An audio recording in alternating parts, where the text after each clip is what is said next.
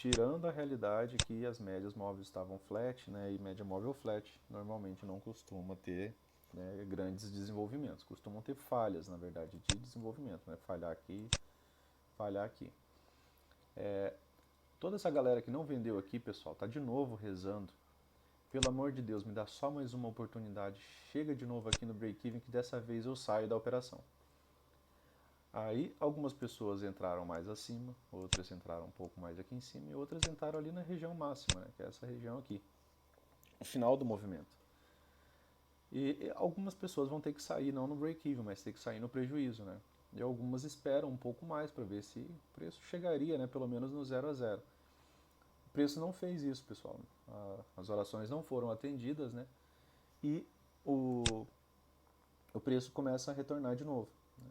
Deixa uma boa barra de ignição, uma boa barra de reversão ali, né? Deixa um inside bar, né, na região de topo. E depois ele continua a descida. Então quem não saiu aqui, pessoal, vai ter que arcar a partir de então com um prejuízo e realizar a sua venda.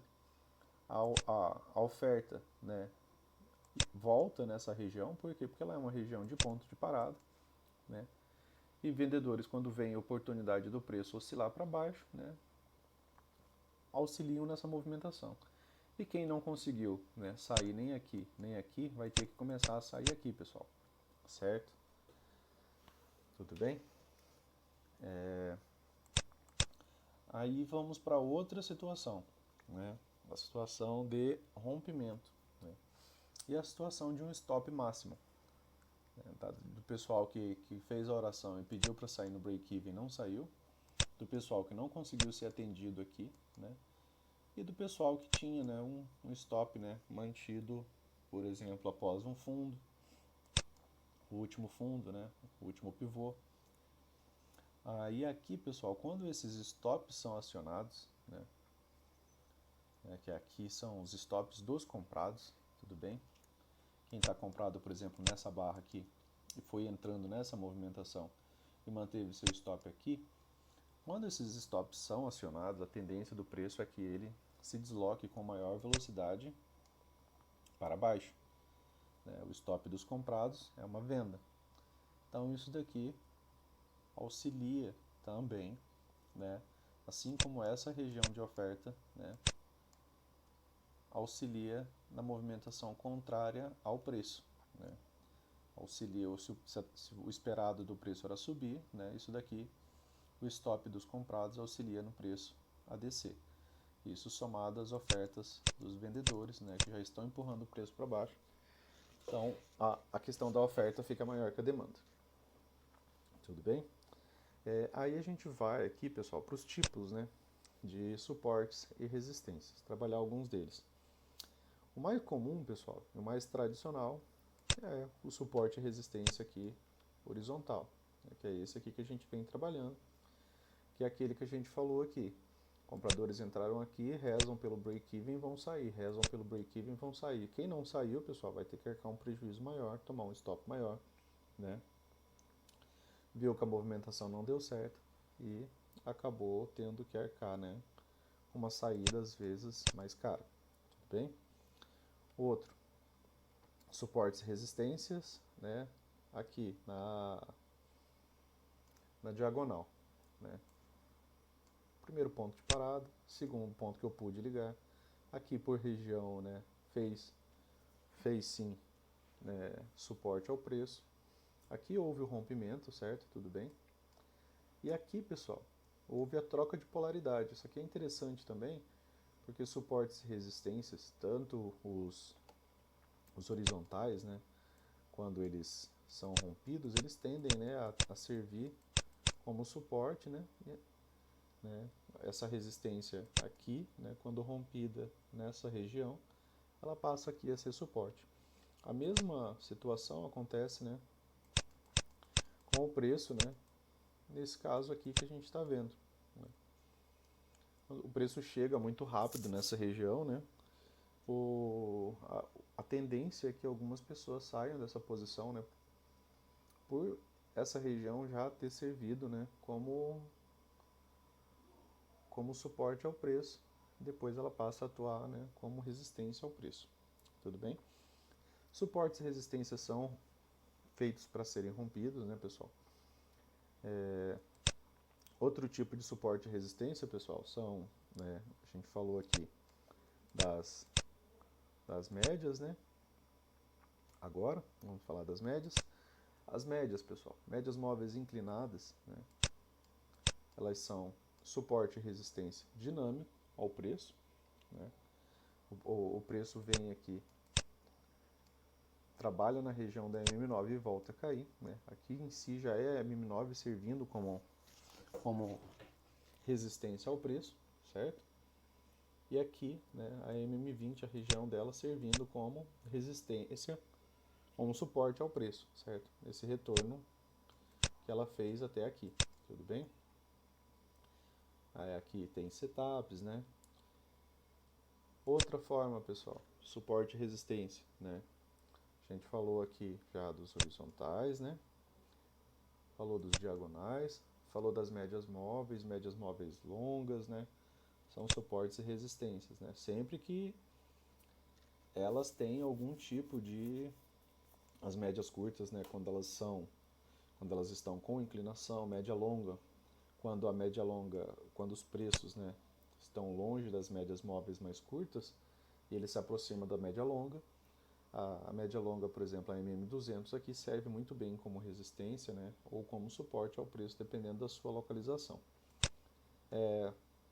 Outra situação, pessoal, é Fibonacci, né? A gente pode estar utilizando Fibonacci, por exemplo, no dia de hoje, nesse dia aqui, né, no dia 3 de março. A retração de Fibonacci como suporte e resistência, certo? É mais uma forma de você entender pontos de parada do preço, que façam sentido, né? Para que você possa, por exemplo, utilizar melhor, né, os indicadores, né? Você veio aqui, traçou aqui do começo do dia, né, a mínima do dia, a máxima do dia. A primeira retração, pessoal, o primeiro ponto de parada foi, né, aqui, deixa eu traçar aqui de cima para baixo, que aí os níveis ficam corretos. Foi em 38,2, então indicaria uma boa força do mercado, né, visto que essa foi o primeiro ponto de parada aqui, em confluência com a MM20. Depois o preço volta, ele vai fazer um teste na região de 50%, tá aqui, tudo bem? Ponto de parada. Além disso, confluência fez um toque na MM50 ascendente, né, na região de 50%. Gatilho de compra era um gatilho interessante, pessoal, para ir testar a máxima anterior ali novamente. E depois ele para na região de topo do dia, né, que aí era o topo anterior, que também é um dos casos que nos leva a ter, né, suportes e resistências. Tudo bem? Então aqui 50%, depois, né, se identificou que era uma clara lateralidade, aí já fica mais complicado de se trabalhar. Vou colocar aqui no diário, pessoal, para vocês terem uma noção aqui de algumas marcações. Ponto de parada, pessoal. Aqui, ó. Aqui teve um bom ponto de parada, certo? Aqui, um ponto de parada. Depois essa região veio a ser testada, tudo bem?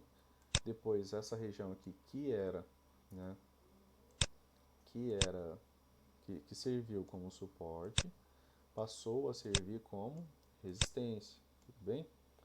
E essa região está marcada aqui com zona de alarme, né? Caso o preço chegue nessa região, a gente vai ver como que ele vai chegar, tudo bem?